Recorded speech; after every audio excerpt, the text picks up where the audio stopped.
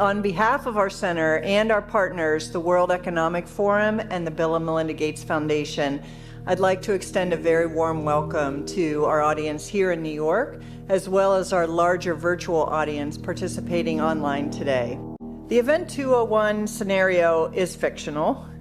Today's scenario is going to simulate meetings of a multi-stakeholder group called the Pandemic Emergency Board. We're at the start of what's looking like it will be a severe pandemic.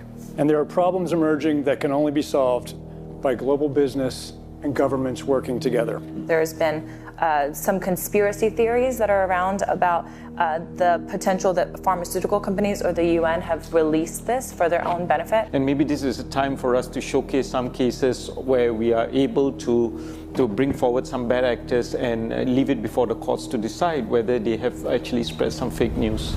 A new coronavirus. Infected people got a respiratory illness with symptoms ranging from mild flu-like signs to severe pneumonia. In related news, a significant demand for personal protective equipment like N95 masks and gloves are on the rise. Patients are overwhelming healthcare facilities. People are avoiding public spaces out of fear of infection and in compliance with public health recommendations. Our U.S. affiliate has just released polling results on public expectations for a vaccine, and 65% of those polled are eager to take the vaccine, even if it's experimental. I am not optimistic about having a vaccine in time to be relevant during this pandemic. With enough money and political will, anything is possible. Penalties have been put in place for spreading harmful falsehoods, including arrests. If the solution means controlling and reducing access to information, I think it's the right choice. What exactly are the risks and benefits of staying home from work? Absolutely, we need to save lives, but we literally cannot afford a heavy-handed response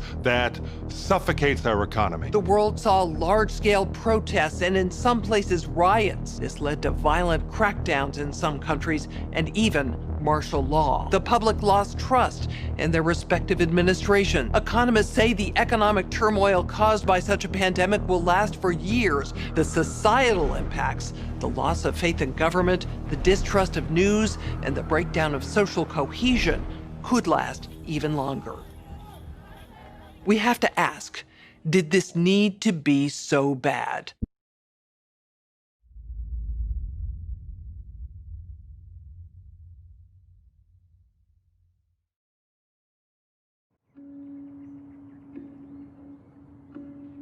On May 4th, 2020, as part of a documentary series called Plandemic, I released an interview featuring science whistleblower, Dr. Judy Mikovits.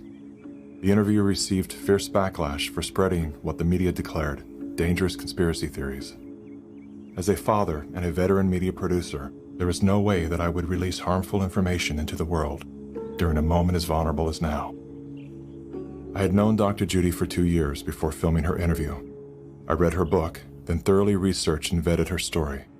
After interviewing her legal team, former colleagues, and people who have known her for decades, one thing I can say without question is, Judy Mikovits is one of the most honest, caring, and courageous women I've ever known. Why then would the most powerful forces of big tech, politics, media, and medicine go to such extreme measures to silence her voice all over the world?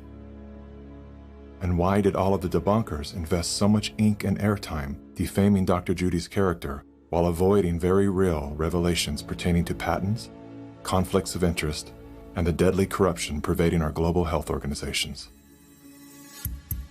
To get to the bottom of these questions, as well as many others, I've spent the last several weeks interviewing scholars from all over the world, among them top doctors, distinguished scientists, and Nobel laureates. I also sat down with Dr. Judy for a follow-up interview and to give her the opportunity to respond to critics. You can see that full interview on the Plandemic website. While you're there, make sure to dive down the rabbit hole, where you'll find additional videos, documents, and scientific studies that support the claims and perspectives put forth in the Plandemic series. Here are a few highlights from my follow-up interview with Dr. Judy. What do you have to say to the people who have tried to minimize your involvement with HIV by stating that you were at the bottom of the totem pole, 13th author of a 13-member group of scientists? Well, the 13th author is the senior author. So that means they're the most important author. Why did you agree to retract your own XMRV paper? The paper was actually force retracted. I was actually being held in jail. You told me that you had financial offers to remain silent. If you simply say you made a mistake and promise never to say another word, you can keep everything. You'll get all of your grants. You'll get everything back, millions of dollars. You'll get publication and funding. My lawyer said, that's the best offer you're going to get. I said, you don't understand me. I don't need an offer. I've already lost everything. If I thought even one child or one grandma was injured or killed because I didn't do something, that would have ended my life as I know it. There was no money you could ever pay me to get me to cover this up. I will never stop telling the truth.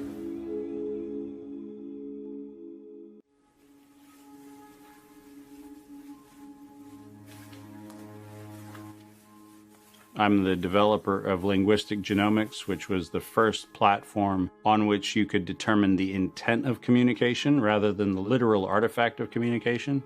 But we've also used that technology for a number of other applications in defense and intelligence and finance, and most notably, in the early 2000s, my company was responsible for bringing down what was, at the time, one of the largest tax frauds in U.S. history. We maintained a series of inquiries into every individual, every organization, and every company that is involved in anything that either blurs the line of biological and chemical weapons or crosses that line in any of 168 countries. In 1999, there were 1 million patents digitized by IBM. And those 1 million patents were the first time human innovation had been put into an electronic digital searchable format. We took that information and we did a very simple exercise using our linguistic genomics technology, where I made the horrific assessment that approximately 1/3 of all patents filed in the United States were functional forgeries, meaning that while they had linguistic variations, they actually covered the same subject matter. In 1999, patents on coronavirus started showing up, and thus began the rabbit trail. March 2003, panic grips Hong Kong as a deadly new virus sweeps through the city. In 2003, the Center for Disease Control saw the possibility of a gold strike, and that was the coronavirus outbreak that happened in Asia. They saw that a virus they knew could be easily manipulated was something that was very valuable, and in 2003 they sought to patent it. And they made sure that they controlled the proprietary rights to the disease, to the virus, and to its detection, and all of the measurement of it. We know that Anthony Fauci, that Ralph Baric, that the Center for Disease Control, and the laundry list of people who wanted to take credit for inventing coronavirus were at the hub of this story. From 2003 to 2018, they controlled 100% of the cash flow that built the empire around the industrial complex of coronavirus. The World Health Organization has officially named the novel coronavirus the novel coronavirus outbreak. The coronavirus crisis. The World Health Organization is a pandemic. An international public health emergency. While we know that the coronavirus manipulation started with Dr. Ralph Baric in 1999. The major characteristics of SARS, MERS, and SARS coronavirus 2 is a good way for you. Ralph Baric is the researcher at the University of North Carolina, Chapel Hill, who's famous for his chimeric coronavirus research. In 2002, there was a recognition that the coronavirus was seen as an exploitable mechanism for both good and ill. On April the 25th, 2003, the U.S. Center for Disease Control filed a patent on the coronavirus transmitted to humans. Under 35 U.S. Code Section 101, nature is prohibited from being patented. Either SARS coronavirus was manufactured, therefore making a patent on it legal, or it was natural, therefore making a patent on it illegal. If it was manufactured, it was a violation of biological and chemical weapons, treaties, and laws. If it was natural, filing a patent on it was illegal. In either outcome, both are illegal. In the spring of 2007, the CDC filed a petition with the Patent Office to keep their application confidential and private. They actually filed patents on not only the virus, but they also filed patents on its detection and a kit to measure it. Because of that CDC patent, they had the ability to control who was authorized and who was not authorized to make independent inquiries into coronavirus.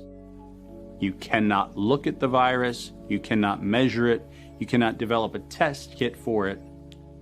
And by ultimately receiving the patents that constrained anyone from using it, they had the means, they had the motive, and most of all, they had the monetary gain from turning coronavirus from a pathogen to profit. Developing and owning a coronavirus vaccine has become a biotech arms race with political overtones. This vaccine gold rush is starting to bother me. Gold rush. Let's keep that in mind. And so somewhere between 2012 and 2013, something happened. The federal funding for research that was feeding into places like Harvard, Emory, University of North Carolina, Chapel Hill, that funding suddenly became impaired by something that happened at the NIH, where the NIH got this little tiny moment of clarity and said, I think something we're doing is wrong. And in 2013, the NIH said, gain-of-function research on coronavirus should be suspended. The National Institutes of Health had a moral and social and potentially legal reason to object to research. But the letters that were sent to the researchers essentially said, you are receiving notice that we're telling you to stop. And now on the bottom of the page, we're going to clarify what stop means. Keep going. But when the heat gets hot in 2014 and 15, what do? You offshore the research. You fund the Wuhan Institute of Virology to do the stuff that sounds like it's getting a little edgy with respect to its morality and legality. But do you do it straight way? No. You run the money through a series of cover organizations to make it look like you're funding a U.S. operation, which then subcontracts with the Wuhan Institute of Virology. The U.S. could say, China did it. China could say, the U.S. did it. And the cool thing is, both of them are almost telling the truth. Where did the coronavirus come from? There is a new investigation into its origins. U.S. intelligence officials tell NBC News that they are examining whether the virus accidentally came from a Chinese lab. Chinese officials pushing back against that claim on Thursday, tweeting that it might be the U.S. Army who brought the epidemic to Wuhan. I was the first person in the world to look at an epidemic and study its characteristics and prove that it was due to biological warfare and was not a natural occurrence. So I published that 28 years ago. Early in this pandemic, I did not think the coronavirus was a natural occurrence from bats. I feel quite convinced that this was a laboratory-designed organism. There have been hundreds and hundreds of leaks from high-containment laboratories that do research on pathogenic coronaviruses and other potentially lethal organisms. I was particularly interested in a paper that came out in Nature Medicine by 5 scientists claiming it was definitely a natural occurrence rather than a lab construct. But the arguments they used did not hold water. They didn't really make a lot of scientific sense. And yet all kinds of very important people started parroting what this paper said.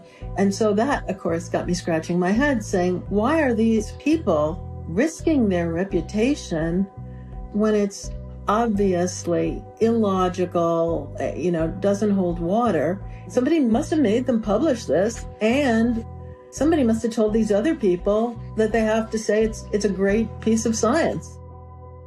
You were quoted as saying it was a meticulous job done professionally. It could be done by somebody very expert in molecular biology, I think. Et c'est pas naturel, c'est ce que vous voulez dire? Non, ce n'est pas naturel, c'était un travail de professionnel, un travail de biologiste moléculaire. C'est un travail très minutieux, on peut dire d'horloger, on peut dire au niveau des séquences. Mais dans quel but? Dans quel but, ça, ce n'est pas clair.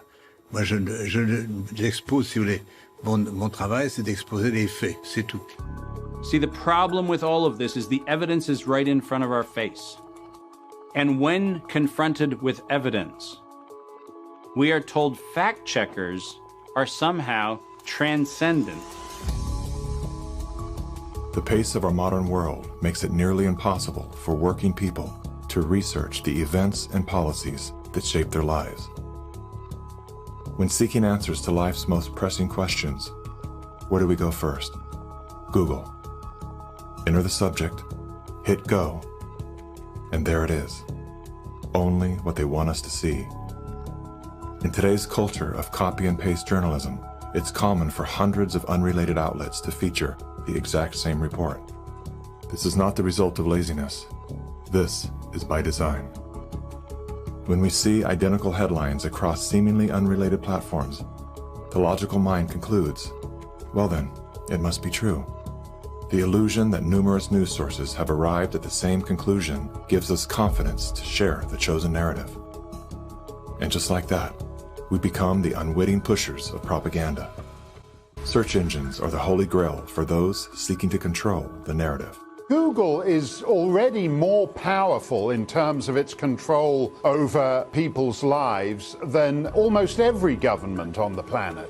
As the most influential search engine in the world, through its ubiquitous reach, Google has more power to influence U.S. elections than any foreign nation. You testified before this committee. You said in subsequent elections, Google and Facebook and Twitter and big text manipulation could manipulate as many as 15 million votes in a subsequent election? And the methods that they're using are invisible, they're subliminal, they're more powerful than most any effects I've ever seen in the behavioral sciences, and I've been in the behavioral sciences for almost 40 years. The blacklists is something that Google said didn't exist, and they testified that under oath. And nothing but the truth, so help you God. I do. Now, me as an engineer, I just did a search on Google's internal search engine, and guess what I found? It had blacklisted search terms like cancer cures. Why is Google deciding what people can and cannot search for? What was once an efficient tool for navigating the world of information is now a network for global surveillance, data collection, and social engineering. Now let's take a look at a few of the most commonly used fact checkers, beginning with Snopes. The husband and wife duo of David and Barbara Mickelson founded Snopes.com in 1995. They have no journalism background or training whatsoever. They built their fact-checking empire by using Google as their primary verifying source. The Mickelsons divorced in 2015. Barbara sued David for embezzling money that he had allegedly spent on prostitutes, as well as a lavish honeymoon with his new wife, who worked as an escort in Las Vegas before joining the Snopes cast of characters. In 2017, David Mickelson's new business partners filed a lawsuit accusing Mickelson of multiple counts of fraud and embezzlement. Snopes proclaims to be the internet's go-to source for discerning what is true and what is total nonsense. Yet one glance at their history of fact-free checking tells another story. When Dr. Mikovits claimed she was arrested without a warrant and jailed without a charge, Snopes rated her statement false. Had they bothered to explore the arrest documents, they would have seen that indeed there was neither a warrant nor signatures to officiate a charge, a fact that I confirmed with members of Dr. Mikovits' legal team. Was there a search warrant? No. And was she ever charged? No. Never charged for the crime. 100% correct. Judy has never been charged with any crime.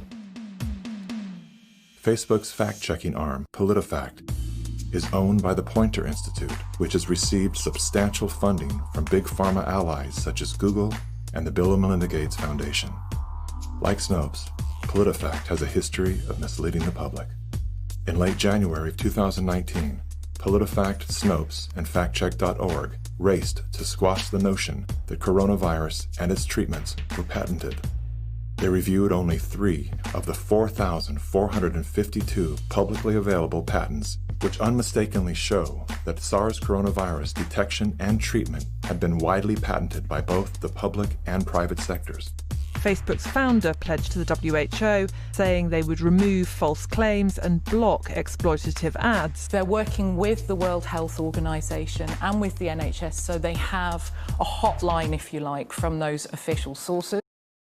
Wikipedia is the go-to destination for introductions to people, places, and things.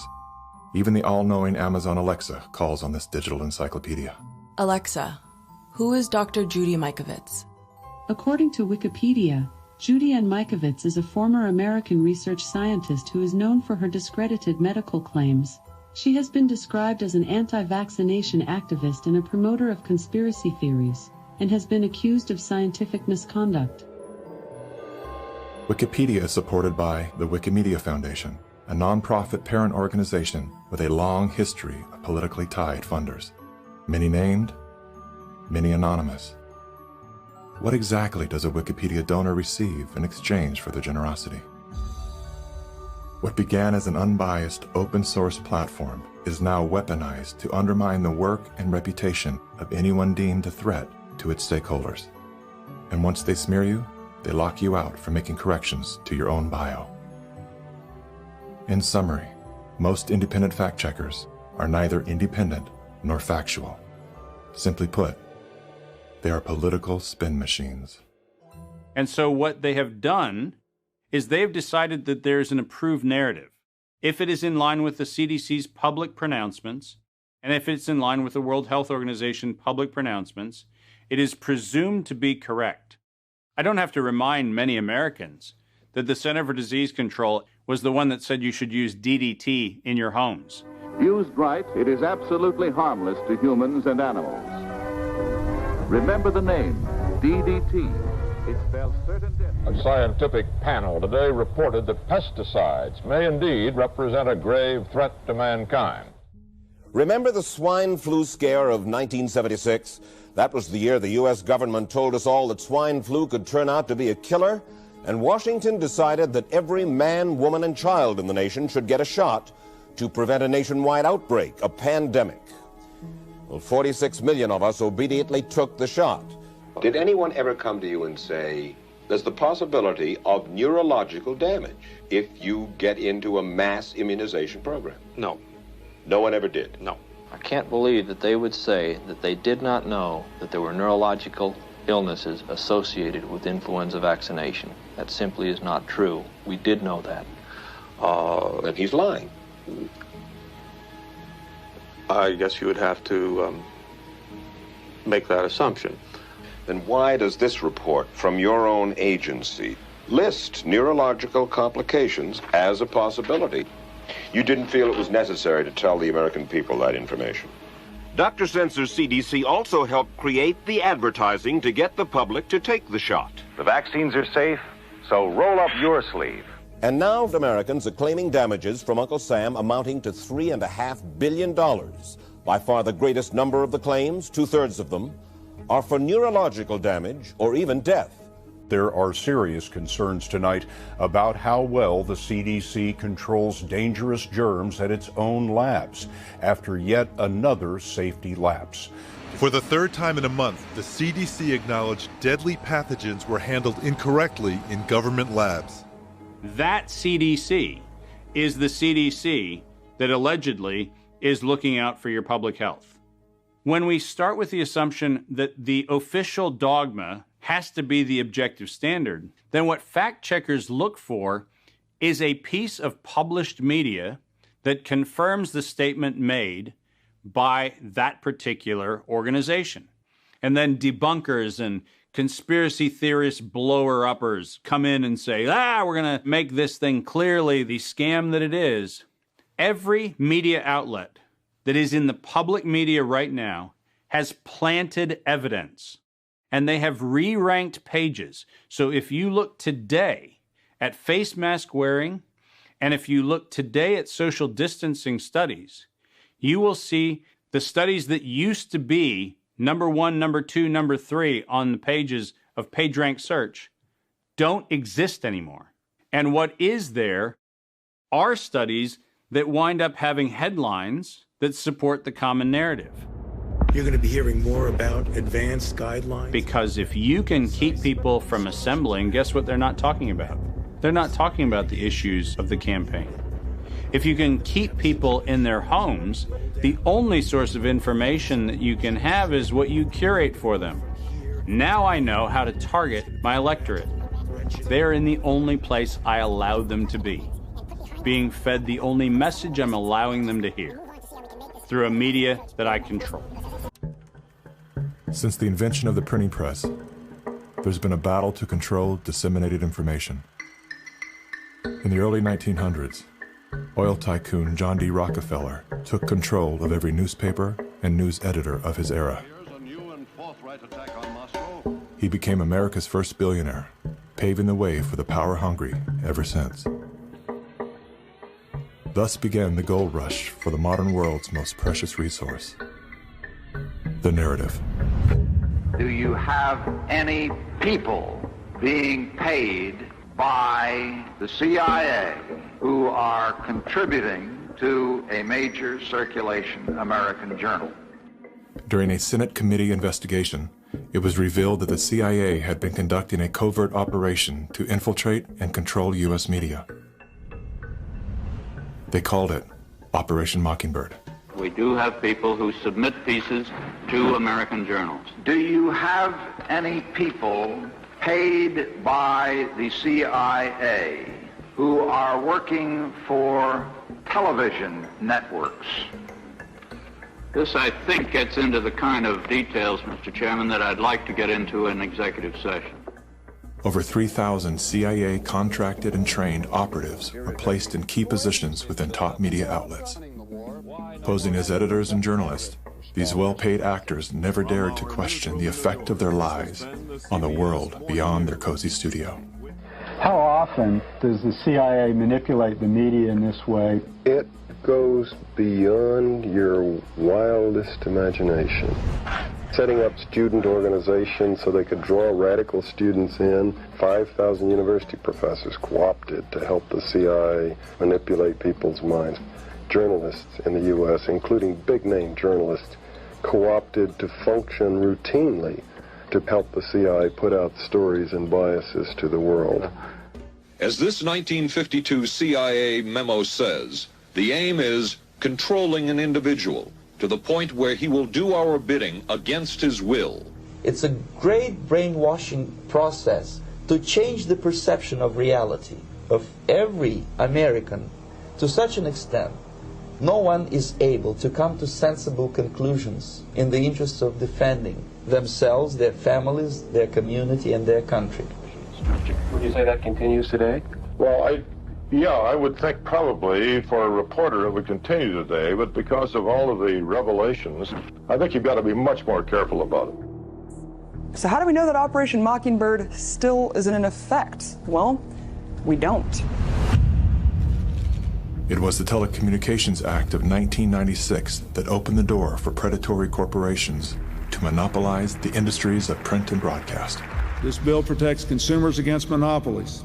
It guarantees the diversity of voices. Today, a handful of corporate empires own and control the vast majority of everything you read, hear, and watch. From the biggest movie studios, television and radio networks, newspapers and magazines, to the vast universe of internet news and entertainment sites. Amazon has transformed its operations in response to COVID-19 to protect employees and keep packages flowing. The company is keeping its employees safe and healthy while still delivering those packages to your doorstep. The company is keeping its employees safe. Keeping its employees safe. The company is keeping its employees safe. Millions of Americans staying at home are relying on Americans staying at home. Amazon. And that is how it works. It's like a house of mirrors, where you're seeing the same thing over and over and over again, except it's distorted.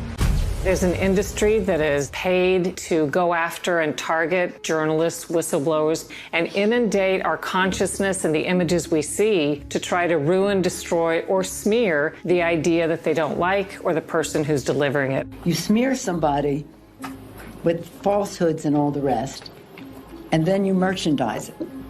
And then you write it, and they'll say, see, it's reported in the press, so they have that validation that the press reported the smear, and then it's called the wrap-up smear. Now I'm going to merchandise the press's report on the smear that we made. And it's a tactic. Welcome back, everybody. News personalities are not the only high-paid actors to serve the propaganda machine. Most late-night talk shows are owned by the same corporate overlords and thus follow the same script, only laced with a laugh. Our main story tonight concerns conspiracy theories. Last Week Tonight with John Oliver featured a skit entitled Coronavirus Conspiracy Theories. Like the claim that the moon landing was faked. First thing to note here is that Mr. Oliver opens with commentary about conspiracy theories that are completely unrelated to coronavirus. This is a standard tactic used by propagandists to set a tone so that anything that follows will be seen through the lens of absurdity. Plandemic, a pseudo-documentary filled with a hodgepodge of conspiracy theories. Mr. Oliver then does his best to debunk Dr. Judy's claim that she was arrested but never charged with a crime. She was absolutely criminally charged. This was not an oversight, but a blatant lie. Prior to the taping of this episode, Mr. Oliver had the official arrest documents that clearly prove that Dr. Judy was never charged with a crime. Mr. Oliver then attempts to debunk the idea that a beach, aka nature, holds any value in boosting our body's natural immune system. Instead of challenging the point with science, he kills it with a smear. Everything that you just said is insane. Television is not the truth. We deal in illusions, man. None of it is true. But you people sit there day after day, night after night, all ages, colors, creeds. We're all you know. You're beginning to believe the illusions we're spinning here. You're beginning to think that the tube is reality and that your own lives are unreal. This is mass madness, you maniacs. In God's name, you people are the real thing. We are the illusion. So turn off your television sets. Turn them off now. Turn them off right now. Turn them off and leave them off. Turn them off right in the middle of the sentence I'm speaking to you now. Turn them off. In 1979, the world decided that we needed the Bayh-Dole Act because we needed to reform our patent system. And one of the modifications was we allowed recipients of federal funding to patent and retain economic interest in the research that the public paid for. You get a $5 million grant from the taxpayer, and then you get to charge the taxpayer a premium for the technology they paid to develop. Pfizer is going to get nearly $2 billion. Moderna receiving $438 million in taxpayer money. And yet both companies have said they will not sell the vaccine at cost. They're going to make a profit on it. Should pharmaceutical companies profit off this vaccine research that taxpayers have helped fund? The Bayh-Dole Act failed the American people because rather than standing on the shoulders of giants, we now kneel at the feet of greed.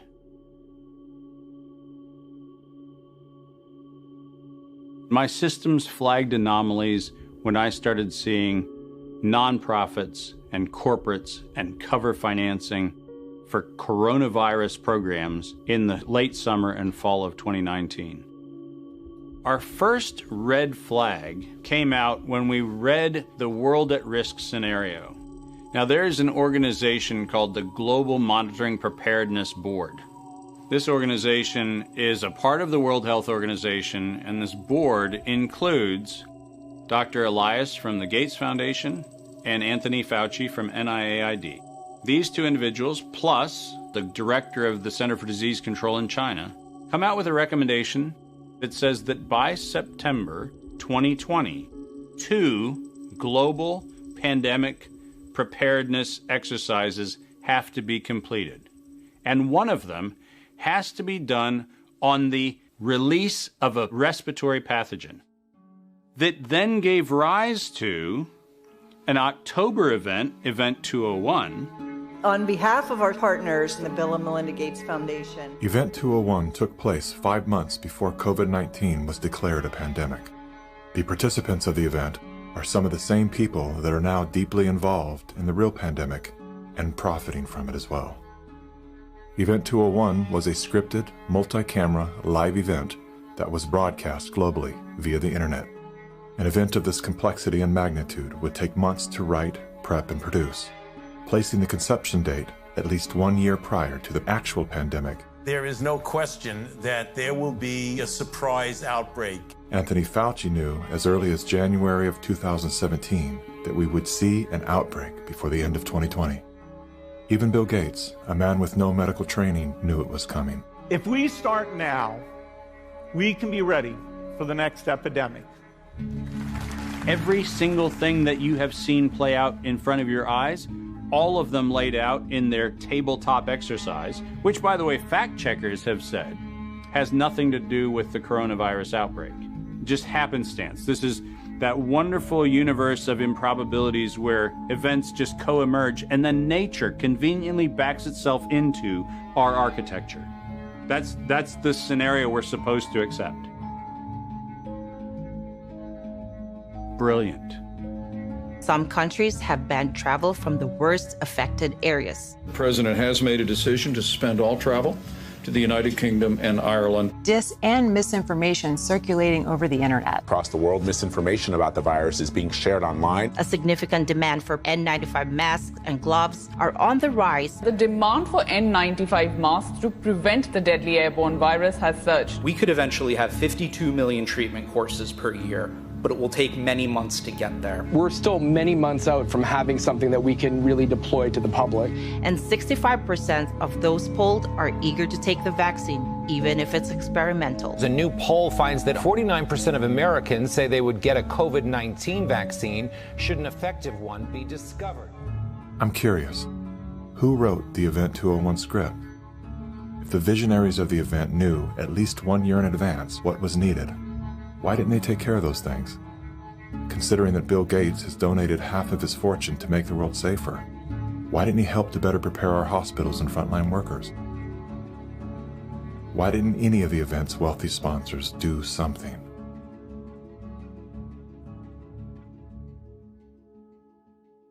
Now here we are. You know, we didn't simulate this, we didn't practice. On behalf of our partners in the Bill and Melinda Gates Foundation. So both the health policies and economic policies, we find ourselves in uncharted territory. Event 201 was not the first scripted exercise to prophesize the future with astonishing accuracy. Leaders of global health and business have been seeding reality with fictional scenarios for several decades. The scenario, obviously, is fictional. 1 year prior to Event 201, many of the same sponsors, hosts, and actors came together to produce a tabletop pandemic simulation for a fictional virus they branded Clade X. 1 year to produce a vaccine for this is too long. We should have stockpiled, we didn't. But we're going to have to look at that vaccine question to see if we can speed up the delivery. And if we do not have the public with us, we're in big trouble. In 2010, the Rockefeller Foundation released a 54-page document called Scenarios for the Future of Technology and International Development. Page 18 features the pandemic scenario, Lockstep, a world of tighter top-down government control and authoritarian leadership, with limited innovation and growing citizen pushback. China's government was not the only one that took extreme measures to protect its citizens from risk and exposure. During the pandemic, national leaders around the world flexed their authority and imposed airtight rules and restrictions, from the mandatory wearing of face masks to body temperature checks at the entries to communal spaces like train stations and supermarkets. Even after the pandemic faded, this more authoritarian control and oversight of citizens and their activities stuck and even intensified. Leadership, unfortunately, is compromised. And by that I mean that individuals are placed in power for their ability to be influenced, not their merits of leadership. Nothing could be clearer than the leadership of the World Health Organization. The World Health Organization is the institution granted exclusive power to guide and protect the health and wellness of humanity. The WHO is sustained by private donations, the bulk of which are made by pharmaceutical and biotech corporations who have a vested financial interest in the organization's support. In 2017, the Associated Press reported that the WHO routinely spends about $200 million a year on travel expenses, more than what it spends to fight some of the biggest problems in public health, including AIDS, tuberculosis, and malaria combined. The WHO's repeated issuing of inaccurate and bad advice is not merely the result of incompetence, but rather the direct result of the Communist Party of China deliberately buying out WHO's leadership. On the nomination of the Executive Board, appoints Dr. Tedros Adhanom Ghebreyesus as Director General of the World Health Organization. Tedros Ghebreyesus is the World Health Organization's first Director General that isn't a medical doctor. No Tedros for WHO! No Tedros for WHO! The appointment to the organization's highest position was controversial, given that in his previous role as Ethiopia's health minister, Tedros was accused of covering up 3 major health epidemics. Tedros is no stranger to controversy. As a former Minister of Health in Ethiopia, he has been accused of an alleged cover-up of 3 possible cholera epidemics.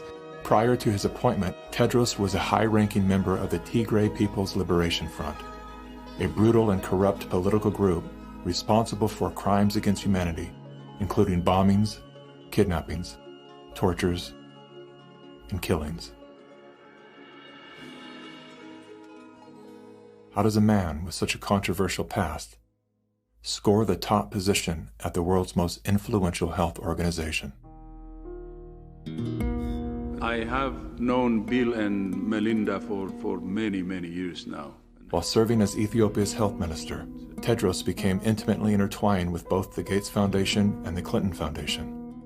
The health minister of Ethiopia, one of the ablest public servants I ever worked with. With the backing of the 2 most powerful foundations on earth and the full support of the Communist Party of China, Tedros was a shoo-in. We will have many body bags in front of us if we don't behave.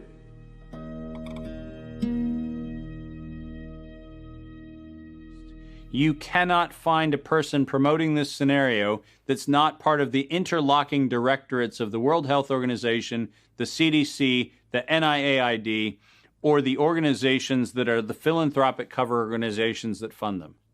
We now know that there are over 1,300 patents currently issued and held by organizations that are multiply recipients of funding through the Gates Foundation, through EcoHealth Alliance, through the Sherlock Biosciences connection back into open philanthropy, and all of them also have links directly to NIAID, Anthony Fauci's funding sources. If you have conflicts of interest in the funding and in the decision-making and in the inside knowledge that you have between competing or competitor organizations, that is a violation of the antitrust laws of the United States. These are federal crimes. If you had the power to immediately fix whatever's wrong with our current medical system, where would you start? Conflicts of interest. About 40 or 50 years ago, pharmaceutical CEOs actually went to jail if they knowingly sold a bad product and concealed information about the problems with that product. Since then, all they have done is paid fines And so selling a product and concealing information about it is okay because paying the fine is considered the cost of doing business. How did the pharmaceutical industry come to capture the rest of the medical industry? And it's because they had so much money to bribe the NIH, the CDC, the FDA, the professional associations, the journals, the medical schools, and everyone else. Around the same time that John D. Rockefeller seized U.S. media, he also hijacked U.S. medicine. When it was discovered that drugs could be produced from petroleum, America's top oil mogul ordered his army of propagandists to invert reality accordingly. Medicines used for thousands of years were suddenly classified as alternative, while the new, petroleum-based, highly addictive, and patentable drugs were declared the gold standard. After buying the German pharmaceutical company that manufactured chemicals of war for Adolf Hitler, Rockefeller leveraged his political influence by pressing Congress to declare natural healing modalities unscientific quackery. Rockefeller then took control of the American Medical Association and began offering massive grants to top medical schools under the mandate that only his approved curriculum be taught. Any mention of the healing powers of herbs, plants, and diet was erased from most medical textbooks. Doctors and professors who objected to Rockefeller's plan were crucified by the media, removed from the AMA, and stripped of their license to teach and practice medicine. Those who dared to speak out were arrested and jailed. When evidence began to emerge that petroleum-based medicines were causing cancer, Mr. Rockefeller founded the American Cancer Society, through which he suppressed that information. John D. Rockefeller is duly credited as the founder of the pharmaceutical industry, and the reason that medical error is currently the third leading cause of death in America. This is not an indictment against doctors. More than anyone, they are under the stranglehold of the single largest lobbying power in Washington. Every year, the pharmaceutical industry spends at least twice the amount as big oil to influence laws, policies, and public perception. Thanks to Mr. Rockefeller, the architect of American monopolies, no industry has more power over our lives than Big Pharma. Part of the problem, and this, by the way, goes back to the 1980s with Microsoft, is Bill Gates found out that it was very difficult to manufacture a way to navigate through the patent universe, saying that it's Microsoft holding the patents. And he became the architect of a very cunning program of putting patents in holding companies that didn't have anything to do with the name of the organization. According to legend, young Bill Gates built his computer empire out of his garage. Reality tells another story, that Bill Gates was born into wealth and privilege. Both his grandfather and great-grandfather were banking moguls. His father, William Gates Sr., was a prominent Seattle-based lawyer and political lobbyist. Through his father, Bill Gates learned the ins and outs of law and politics and how to manipulate those governing forces. I'm Bill Gates, chairman of Microsoft. Bill Gates dropped out of college to start Microsoft. He is credited with inventing the operating system that became Windows. However, he played no part in the invention of Windows. The fact is, he bought an existing operating system from Seattle Computer Products, had it modified, then licensed it to IBM. That didn't stop him from taking all the credit. I don't see Bill Gates as this great creative person. I see him as an opportunist. While Microsoft's co-founder Paul Allen was struggling with cancer, Bill Gates seized the opportunity by attempting to cheat him out of his share of the company's fortune. They were basically talking about how they were planning to dilute my share down to almost nothing. And it was really a shocking and disheartening moment for me. You were sick? Well, I think I was still probably in the middle of radiation therapy.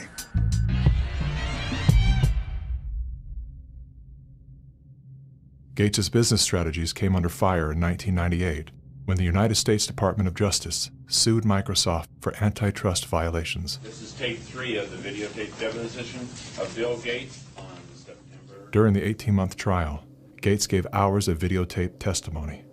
What were the non-Microsoft browsers that you were concerned about in January of 1996? That month, Yes, sir. And what about it? What non-Microsoft browsers were you concerned about in January of 1996? I don't know what you mean concerned. What is it about the word concerned that you don't understand?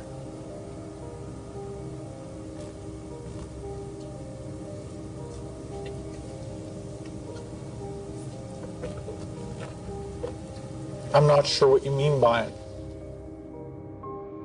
The Justice Department has charged Microsoft with engaging in anti-competitive and exclusionary practices designed to maintain its monopoly in personal computer operating systems. In a move to overshadow the negative press, Gates invested $100 million to set up the Bill and Melinda Gates Foundation. Overnight, Bill Gates transformed his public image from ruthless tech monopolizer to the world's most generous philanthropist. I'm pleased to announce that we're pledging an additional $1 billion to We had the chance to witness Bill Gates 2.0, the man you don't know. The rebranding campaign paid off. His net worth swiftly doubled, earning Bill Gates the title of richest man in the world. You've invested $10 billion in vaccinations over the last 2 decades, and you figured out the return on investment for that, and it kind of stunned me. Can you walk us through the math? In a Wall Street essay, Bill Gates declared vaccines the best investment I've ever made. There's been over a 20-to-1 return. So if you just look at the economic benefits, that's a pretty strong number compared to anything else. The Gates Foundation expanded rapidly into a massive, vertically integrated, multinational corporation, controlling every step in a supply chain that reaches from its Seattle-based boardrooms to the villages of Africa and Asia. Is the world's largest private philanthropy causing harm? The Bill and Melinda Gates Foundation has made millions of dollars each year from companies blamed for many of the same social and health problems the foundation seeks to address. The Gates Foundation has investments in 69 of the worst polluting companies in the U.S. and Canada. Other companies in the foundation's portfolio have been accused of transgressions, including forcing thousands of people to lose their homes, supporting child labor, defrauding and neglecting patients in need of medical care. The Gates Foundation has not provided details. William H. Gates III and Melinda French Gates. As a top donor to both the WHO and the CDC, no one man has more power than Bill Gates to influence and control the health and medical freedom of all people. Normalcy only returns when we've largely vaccinated the entire global population. This will be the new normal until a vaccine is developed. Until we find a vaccine, going back to normal means putting lives at risk. We need to produce it and to deploy it in every single corner of the world. Full vaccination of our children and pregnant women. Development of new vaccines, therapeutics and diagnostics. Before effective vaccines and therapeutics are developed.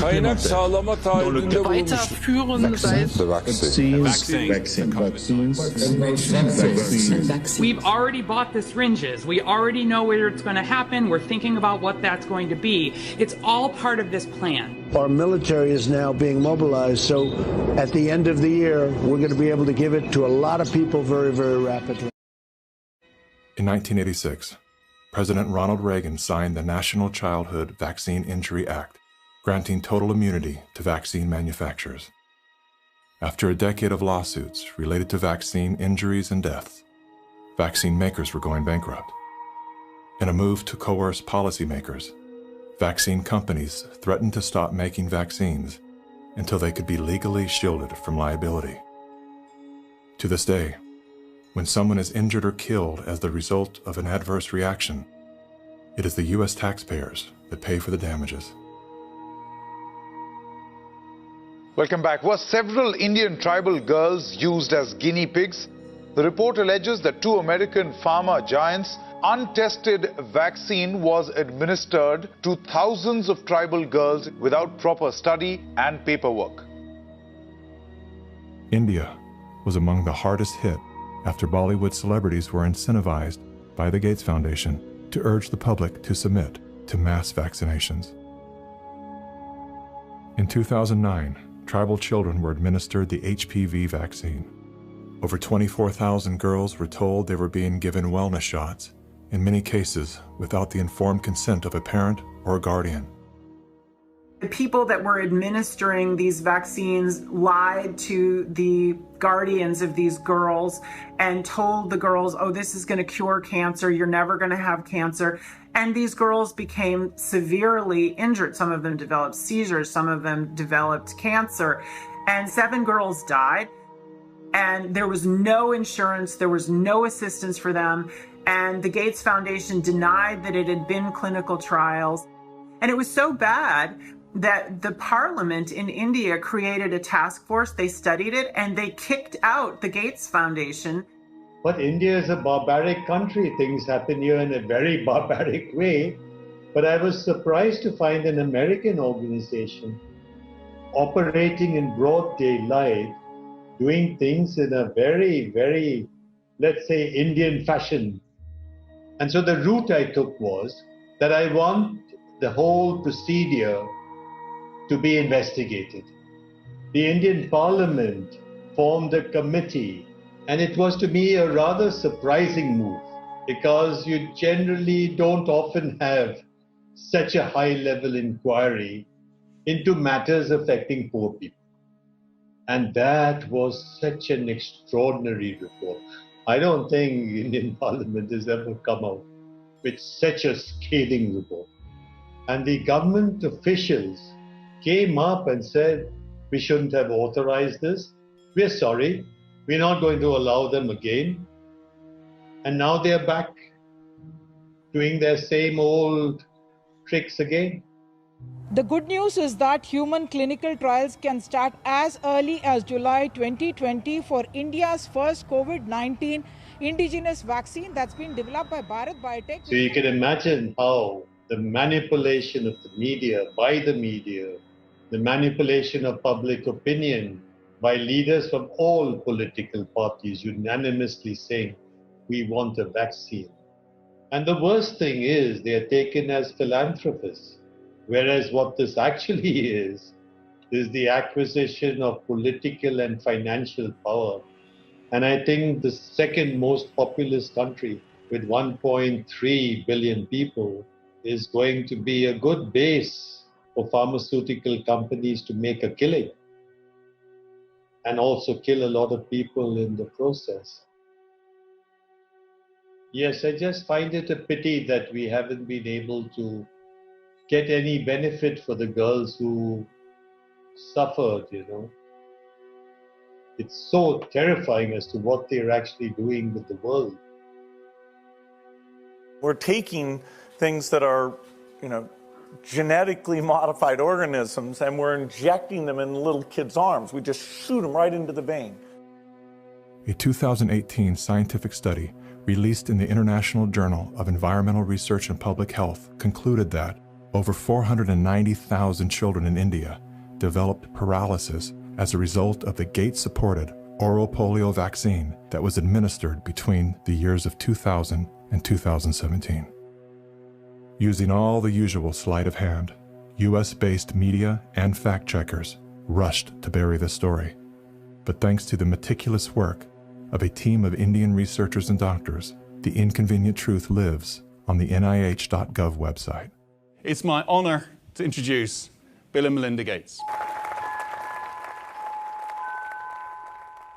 Without any medical training, Bill and Melinda Gates founded the Global Alliance for Vaccines and Immunization, through which they fulfill their agenda to vaccinate the world.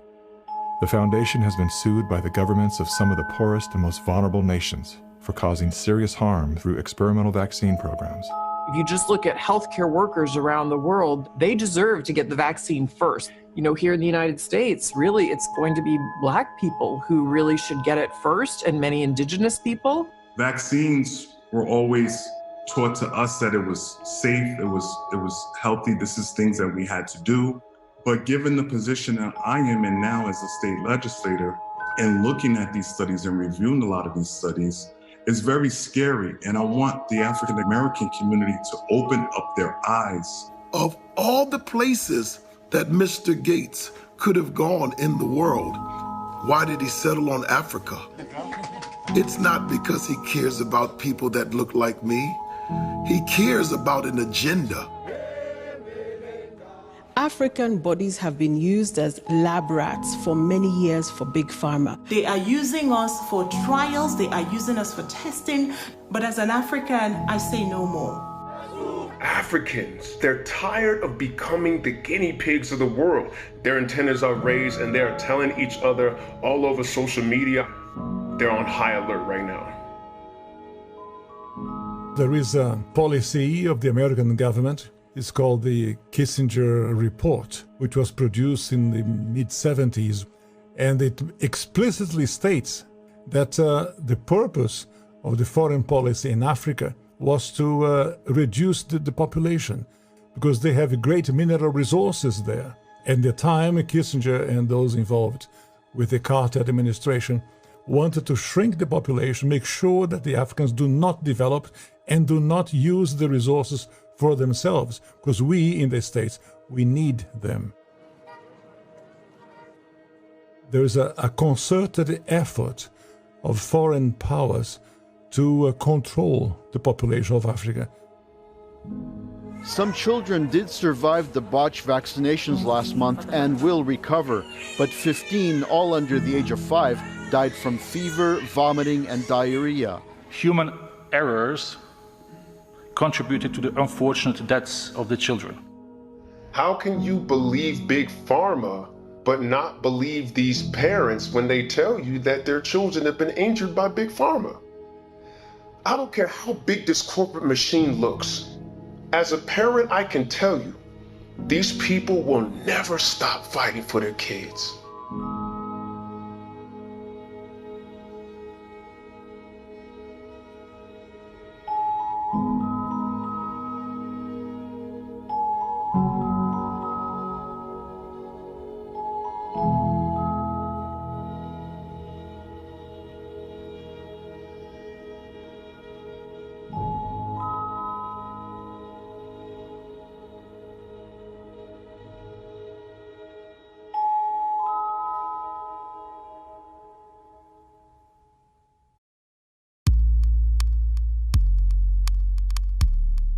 It would take hours to list all of the questionable initiatives that Bill Gates is involved in. Here's a few of the highlights. Gates is one of the key funders in the stratosphere-controlled perturbation experiment designed to block out the sun in an effort to control global warming by releasing massive amounts of calcium carbonate and other materials into the upper atmosphere. Critics, including environmental scientists, have called the project a global genocide experiment. Gates has invested over $1 billion in Earth Now's global surveillance project. The project will launch hundreds of satellites into space, which will allow for the 24/7 monitoring of all people everywhere. In partnership with MIT, Bill Gates has developed a new technology that allows vaccines to be injected under your skin along with your medical records. The quantum dot tattoo will implant an invisible certificate that can be scanned by authorities using a cell phone app and infrared light. Eventually, what we'll have is certificates of who's a recovered person, who's a vaccinated person. So eventually there will be this digital immunity proof. The EPA recently approved an experimental use permit to Oxitec, a biotech company funded by the Bill and Melinda Gates Foundation. In an effort to fight malaria, Oxitec will soon release millions of genetically modified mosquitoes in various U.S. states. According to the NIH website, programs are being developed to allow human immunization via mosquito bite. It was Science magazine that coined the phrase, flying syringes. Would you raise your hand, please? Do you solemnly swear the testimony you're about to give in the matter now pending should be A shocking new report from the New York Times sheds light on the connection between Microsoft founder Bill Gates and the late Jeffrey Epstein. You report these two men met at least 6 times. Well, I believe there were more. This included visits to the mansion, seeing each other in Seattle, flying on Epstein's plane. When flight logs revealed that Gates had been a passenger on the Lolita Express, he claimed that he didn't know that the private jet belonged to Epstein. He also denied that he and Mr. Epstein were involved in any business deals. However, an expose by the New York Times revealed that not only did Bill Gates initiate a relationship with Jeffrey Epstein well after he was convicted of sex crimes, but the two were also involved in the process of co-founding a multi-billion-dollar charitable fund. Why would they ever set up a charitable trust benefiting Jeffrey Epstein? That it was all about philanthropy, that Bill Gates just wanted to find new sources of money. Why would one of the richest men in the world choose to partner with the world's most notorious pedophile? A deeper dive into Epstein's world revealed that the two men had more in common than meets the eye. Like Gates, Epstein was a billionaire philanthropist with a passion for science, health, education, and children. The Jeffrey Epstein Foundation donated millions of dollars to top universities, science institutes, medical schools, early education programs, youth initiatives, and international peace accords. Bill Gates is either the most misunderstood man alive or one of the most convincing con men to ever live. Is he a benevolent hero or a malevolent opportunist? Bill Gates. Personally, I would love to believe that one of the richest men in the world is giving away his fortune for the betterment of humanity. I want to believe that endearing smile. I want to believe that his heart is as soft and warm as his sweaters. At the very least, I want to believe that he's unaware of the damage he's done.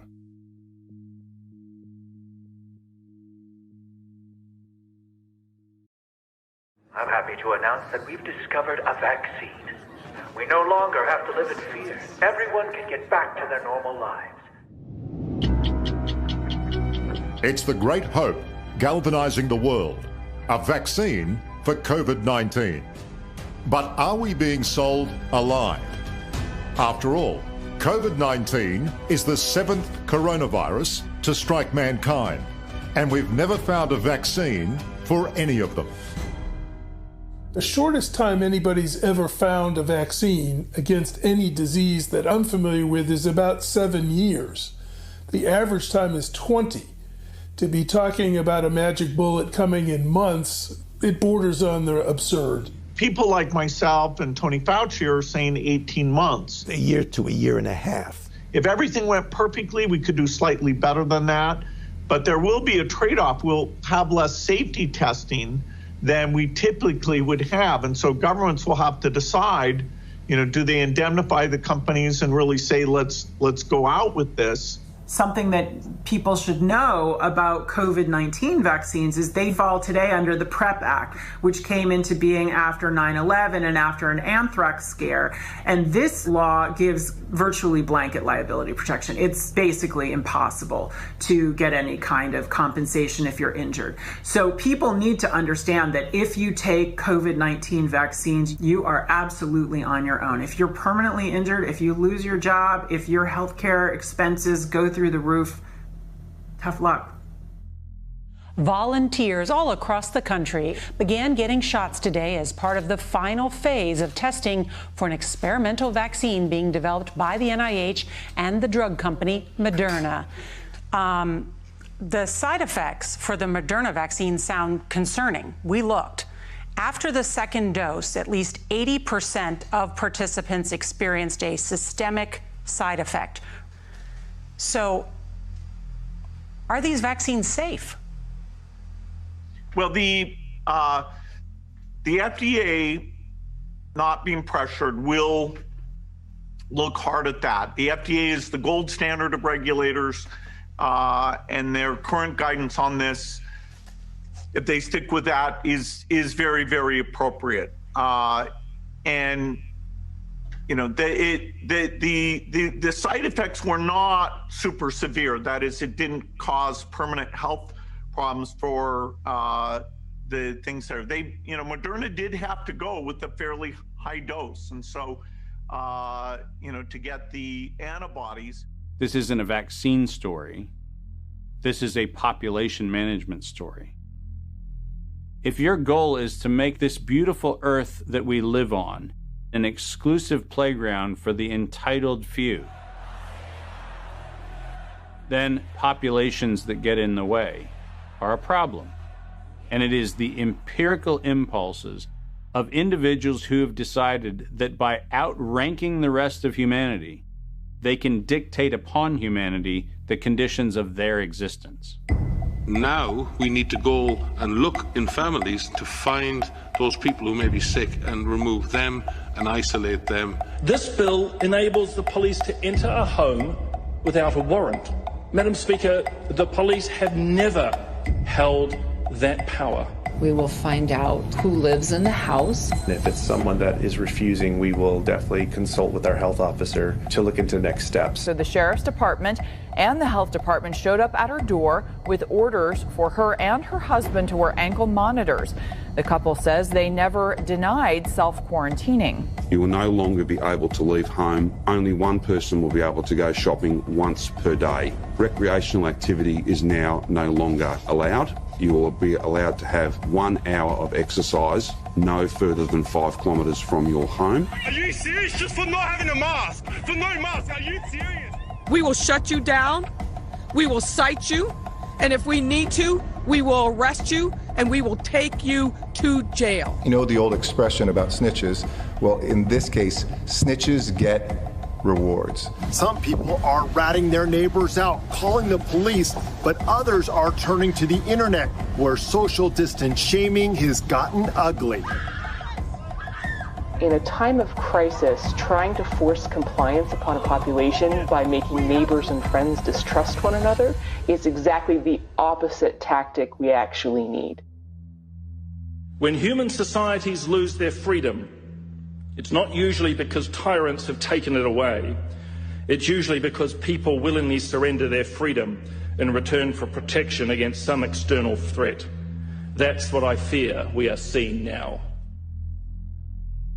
This is a cognitive dissonant moment, which is being imprinted in your brain, just like remember the Great Depression, remember 9/11. Weapons of mass destruction. We are being conditioned to have the excuse for unbelievable acts of tyranny, which will be justified by remember 2020. And your loved ones, those that die, those that are infected, they're being used as cannon fodder, which is the ultimate desecration of their honor and integrity. And this is also a test of humanity, to see how much of our liberty we will let go before we finally draw the line under enough. Benjamin Rush, a signer of the Declaration of Independence, stated, "Unless we put medical freedom into the Constitution, the time will come when medicine will organize into an undercover dictatorship to restrict the art of healing to one class of men and deny equal privileges to others. That time is now." Well, this won't be the last pandemic that we face. So we, we'll have to prepare for the next one. That, I'd say is, will get attention this time. Mm-hmm.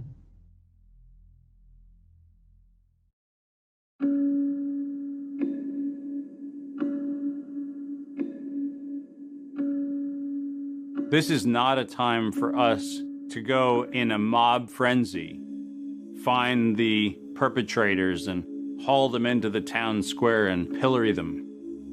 This is a moment for us to recognize that every decision that is being made today by any of the conspiring parties made perfect sense in each increment when each one of those decisions was made. The sum of those incremental steps has led to devastation because they lost touch with their fellow humanity. But that's an invitation for each one of us to examine how we're living, and how not a single decision we make, not one, in any moment, is without consequence. This is our moment to reclaim our humanity.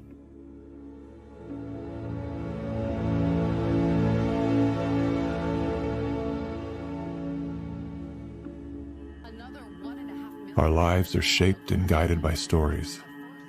The stories we're told become the stories we tell. The more we hear them, the more we believe them. When used as a tool, they help us to better understand who we are, where we came from, and where we're going. When used as a weapon, they can be deadly. One of the most dangerous stories we've been told is the one that goes something like this. Humanity is a failed experiment. We are parasites, a cancer, a virus. Human beings are a disease. It is a myth that permeates our movies, our music, our media, and our minds. As they say, repeat a lie often enough, it becomes truth.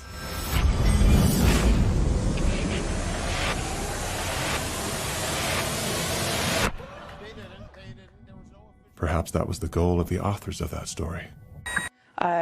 We feel too afraid to have kids because we feel that we're heading towards civilization breakdown as a result of Fear shuts down the part of our brain designed to solve problems. Without that ability, we look for others to guide and save us. In doing so, we lose touch with our most primal nature. We forget that we are an extension of the most brilliant and resilient ecosystem in the universe. We stop eating food grown from the earth and begin consuming products processed from machines. We trade medicines that heal for drugs that harm. We abandon love and liberty for debt and dependency. The good news is, our story is not over. The climax has yet to come. That moment when the hero rises from defeat, summoning a force they forgot they had. A force within. A force of nature.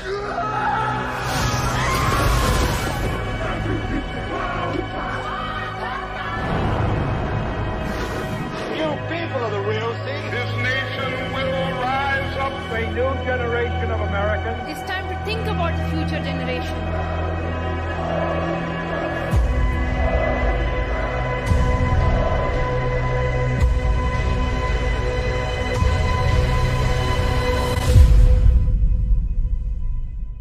אהבתם את הסרטון הזה וסרטונים נוספים בערוץ, בהם אנו מביאים לכם תכנים מקומיים ובינלאומיים בנושא גילוי האמת, הבריאות והעתיד של כולנו.